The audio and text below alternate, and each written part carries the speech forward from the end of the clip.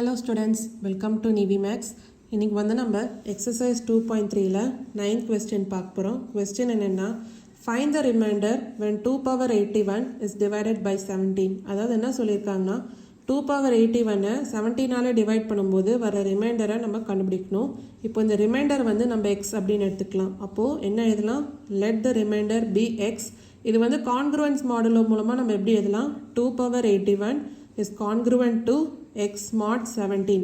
அதாவது 2 power 81 வந்து 17ஆல divide ஆகும்போது வர ரிமைண்டர் தான் வந்து x. இதை தான் வந்து நம்ம கண்டுபிடிக்க போகிறோம். இப்போ வந்து ஃபஸ்ட்டு 2 power 9க்கு வந்து நம்ம கண்டுபிடிக்கலாம். 2 power 9 is congruent to x mod 17 அப்படின்னு எழுதலாமா? 2 power 9ஓட வேல்யூ என்ன? 512 is congruent to x mod 17. இப்போ இந்த 512 17ஆல டிவைட் பண்ணி வர ரிமைண்டர் வந்து நம்ம கண்டுபிடிக்கலாம். அப்போ 512 divided by 17. அப்போ இது வந்து டிவைட் பண்ணும்போது 17 into 30 வந்து உங்களுக்கு என்ன வரும்? 510 அப்படின்னு வரும். அப்போ ரிமைண்டர் வந்து 2. இப்போ ரிமைண்டர் வந்து 2 வந்திருக்கா? இது வந்து நம்ம இங்கே எழுத போகிறோம். அப்போ ஆன்சர் எப்படி வரும்? 512 is congruent to 2 mod 17. அதாவது 2 power 9 வந்து என்ன? is congruent to 2 mod 17. ஆனால் வந்து நம்மளை 2 power 81க்கு வந்து கண்டுபிடிக்க சொல்லியிருக்காங்க. இப்போ 2 power 81 2 power 9 மூலமாக நம்ம எப்படி எழுதலாம்? 2 power 9 the whole power 9 அப்படின்னு எழுதலாமா? ஏன்னா 9 into 9 வந்து 81. அதாவது இப்போ ரெண்டு பவரை வந்து மல்டிப்ளை பண்ணுறீங்க வித் சேம் பேஸ். அதாவது 2 power 9 into 2 power 9. அது வந்து நம்ம எப்படி எழுதலாம்னா 2 power 9 the whole power 9 அப்படின்னு நம்ம எழுதலாம். ஸோ அது மூலமாக தான் நம்ம எழுதியிருக்கோம். அப்போது 2 power 9 the whole power 9 is congruent to 2 power இங்கேயும் 9 வரும். அதாவது இங்கே வந்து பவர் 9 ரேஸ் பண்ணிங்கன்னா ரிமைண்டர்லேயும் நம்ம பவர் 9 வந்து ரேஸ் பண்ண போகிறோம். mod 17 அப்படின்னு எழுதலாம். இப்போ வந்து இது எப்படி எழுதலாம்? 2 power 81 is congruent to 2 power 9ஓட value என்ன? 512 mod 17 அப்படின்னு வரும். இங்கே பார்த்தீங்கன்னா ரிமைண்டரோட வேல்யூ வந்து டிவைசரோட வேல்யூவோட கிரேட்டராக இருக்குது. இப்படி வரக்கூடாது. ஸோ இப்போ இந்த நம்பரை வந்து நம்ம 17ஆல டிவைட் பண்ணி வர ரிமைண்டரை வந்து இங்கே எழுத போகிறோம். அப்போ 512 17ஆல டிவைட் பண்ணிங்கன்னா ரிமைண்டர் வந்து 2 அப்படின்னு வருது. நம்ம ஆல்ரெடி பார்த்துருக்கோம்.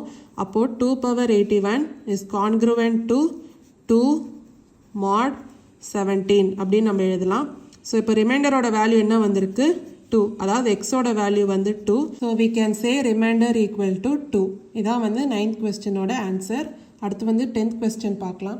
இப்போ வந்து நம்ம 10th question பார்க்கலாம். question என்னென்னா the duration of flight travel from Chennai to London through British Airlines is approximately 11 hours. அதாவது duration of flight travel from Chennai to London வந்து 11 hoursன்னு சொல்லியிருக்காங்க. அப்போ நம்ம என்ன எழுதலாம்? duration equal to 11 hours.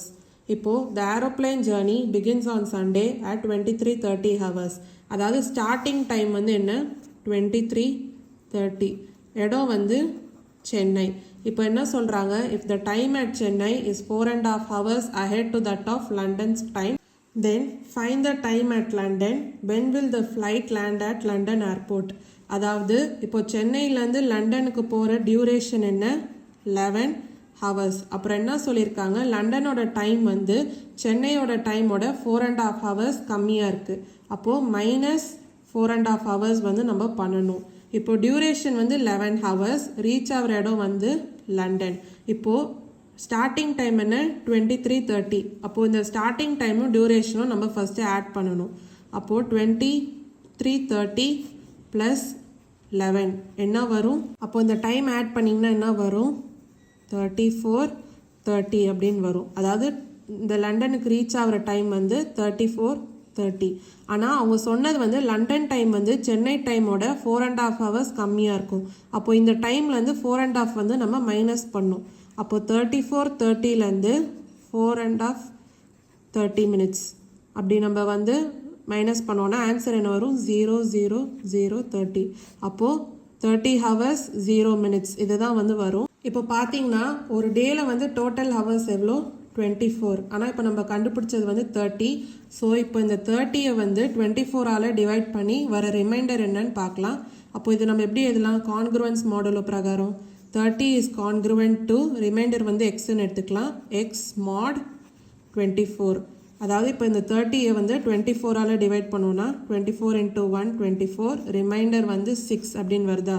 So 30 is congruent to 6 mod 24. இப்போ answer அதாவது reminder வந்து என்ன வந்திருக்கு 6ன்னு வந்திருக்கு. ஸோ டைம் வந்து 6 AM. இப்போ வந்து ஸ்டார்டிங் டே வந்து என்ன சொல்லியிருந்தாங்க சண்டே.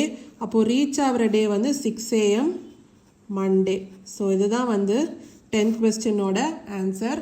உங்களுக்கு வந்து புரிஞ்சிருக்கும்னு நினைக்கிறேன். ஏதாவது டவுட்ஸ் இருந்தால் கமெண்ட் செக்ஷனில் கேளுங்க. வேதா சம் டவுட்ஸ் இருந்தாலும் கேளுங்க. மறக்காமல் நிவி மேக்ஸ் சேனலை லைக் பண்ணி ஷேர் பண்ணி சப்ஸ்கிரைப் பண்ணுங்கள். தேங்க்யூ ஸோ மச் ஃபார் வாட்சிங் திஸ் வீடியோ.